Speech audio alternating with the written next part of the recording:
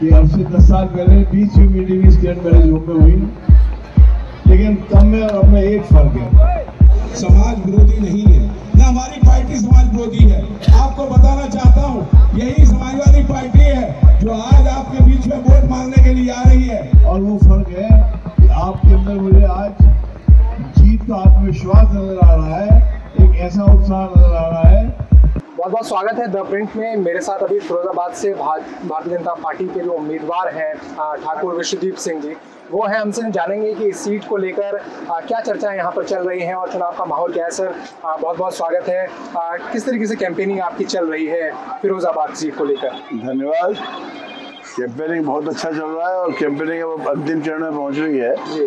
और कल तो प्रचार बंद ही हो जाना है, तो हम लोग पूरी ताकत लगा रहे हैं और निश्चित विजय की ओर अग्रसर हो रहे हैं। सर ये वाली जो सीट है, ये कहा जा रहा है कि समाजवादी पार्टी जो 5 उम्मीदवार अपने खड़े किए हैं परिवार से, उसमें एक अक्षय यादव जो है वो यहाँ से खड़े हैं। तो इस पर आप क्या कहेंगे समाजवादी पार्टी की स्ट्रेटेजी को लेकर, और आपका क्या यहाँ पर स्टैंड है कि उनसे कैसे मुकाबला करेंगे?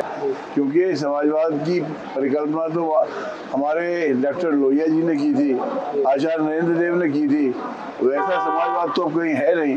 अब तो सिर्फ परिवारवाद की बात है और इसीलिए पूरे उत्तर प्रदेश में उन्हें सिवाय अपने परिवार की कोई और यादव ही नहीं मिला लड़ाने के लिए। तो ऐसे लोगों से क्या है? और जहाँ तक सवाल ये है कि ये उनकी परंपरागत सीट है, मैं समझता हूँ ये बिल्कुल गलत है। उनके परिवार का तो व्यक्ति सिर्फ एक बार जीता है यहाँ से। एक बार अखिलेश जी जीते थे, दूसरी बार ये अक्षय जीते हैं और दोनों के बाद वो हारते रहे। तो मुझे नहीं लगता कोई ऐसी चीज़ है कि जो उनका गढ़ कहा जाए या जो उनका परंपरागत सीट कही जाए। और सर एक और सवाल कि पिछले कई हफ्तों से कहा जा रहा था कि भारतीय जनता पार्टी से जो राजपूत है, क्षत्रिय हैं, वो नाराज चल रहे हैं, और उसमें कहा जा रहा है कि आपको जब इस यहाँ से उम्मीदवार बनाया तो उन क्षत्रिय वोटों को या राजपूत वोटों को साधने की कोशिश की थी, क्योंकि बहुत कम ही सीट है जहाँ पर भारतीय जनता पार्टी ने इस बार राजपूतों को उतारा। उसमें से फिरोजाबाद एक सीट है जिसमें ठाकुर विश्वदीप सिंह को यहाँ पर टिकट दिया गया। क्या आप मानते हैं कि आपको टिकट देना वहाँ उस वोट को साधना है? मुझे ये तो नहीं लगता कि उस वोट को साधना है। भारतीय जनता पार्टी तो सबका साथ सबका विश्वास वाली पार्टी है। सभी वर्गों का जन समर्थन मुझे प्राप्त हो रहा है। अभी आप जो इस मीटिंग से आ रहे हैं, हम लोग देख रहे थे वहाँ जाट समाज के लोग थे। इससे पहले एक मीटिंग हुई जिसमें जाट सम्मेलन हुआ था, जाट समाज के लोगों ने मेरा स्वागत किया। तो सभी वर्गों के लोग मेरा साथ दे रहे हैं। हाँ, यकीनन क्षत्रियों में भी बहुत उत्साह है क्योंकि उनके बीच का आदमी हूँ मैं, तो इसलिए वो भी पूरे उत्साह के साथ जुटे हुए हैं। लेकिन सर हमने फर्स्ट फेज और सेकंड फेज में देखा तो ननौता में एक बहुत बड़ी महासभा हुई, फिर मेरठ में हुई, फिर गाजियाबाद में हुई, और राजपूतों ने खुल के कहा कि हम जो है बीजेपी से नाराज है। उस नाराजगी को लेकर आप क्या कहना चाहेंगे? मुझे नहीं लगता यहाँ कोई ऐसी नाराजगी है। क्षेत्र विशेष की बात हो सकती है, यहाँ के लोगों को शिकायत हो, फिरोजाबाद के लोगों को कोई ऐसी शिकायत नहीं है। और सर नरेंद्र मोदी 400 पार का नारा दे रहे हैं, तो आपको क्या लगता है कि फर्स्ट और सेकंड फेज में जो वोटिंग कम हुई, उस 400 पार के नारे के तहत जो वोटर्स हैं वो ये आश्वस्त हो गया है कि अब हम तो जीत ही रहे हैं, हम बाहर क्यों निकले? मुझे लगता है इसमें थोड़ी सी गलतफहमी है। वो ये कि जो चुनाव वाले दिन आंकड़े जो आए थे, उनमें चुनाव आयोग ने बाद में सुधार करते हुए उस वोटिंग परसेंटेज को 10 से 11% तक बढ़ा दिया है, आपने देखा होगा। और जो प्रतिशत अब आ रहा है उस प्रतिशत से हम यकीनन वहाँ लगभग सारी सीटें जीतने की स्थिति में है।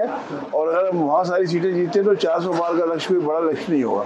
और सर आप अपनी सभाओं में, मैं सुन रहा था, आप अपनी सभाओं में कह रहे हैं कि जो बाहरी बनाम जो यहाँ का जो लोकल उम्मीदवार है अक्षय यादव को आप बाहरी कह रहे हैं, आपको तो यहाँ पर जो है आप स्थानीय बता रहे हैं। ये चीज़ क्या है? यहाँ मतलब मैं यहाँ के लोगों के साथ जीवन यापन कर रहा हूँ, तो मैं यहाँ के इन लोगों का प्रत्याशी हूँ, इनके बीच का प्रत्याशी हूँ और लोकल प्रत्याशी हूँ। तो और उसके बारे में स्थिति ये है कि पहले एक टर्म वो रह चुके हैं यहाँ पर। जब वो एक टर्म रहे तो लोगों को उनसे बात करने का सौभाग्य प्राप्त नहीं हुआ। तो यकीनन यहाँ कोई मुकाबला नहीं है, उनके बीच में फिरोजाबाद का आदमी चाहिए। मैं विश्वदीप फिरोजाबादी मौजूद हूँ।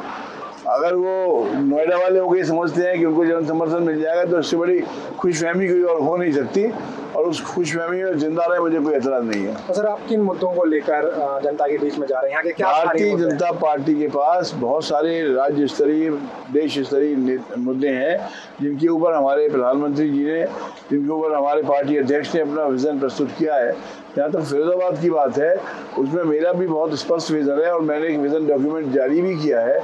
उसमें मैं सोचता हूँ एक तो यहाँ का जो परंपरागत उद्योग है, कांचा उद्योग, उसकी ईंधन संबंधी और जो श्रमिक संबंधी जो समस्याएं हैं उनको दूर करने का मेरे मन में इच्छा है कि वो जल्दी से जल्दी एड्रेस हो और सब कुछ ठीक हो सके।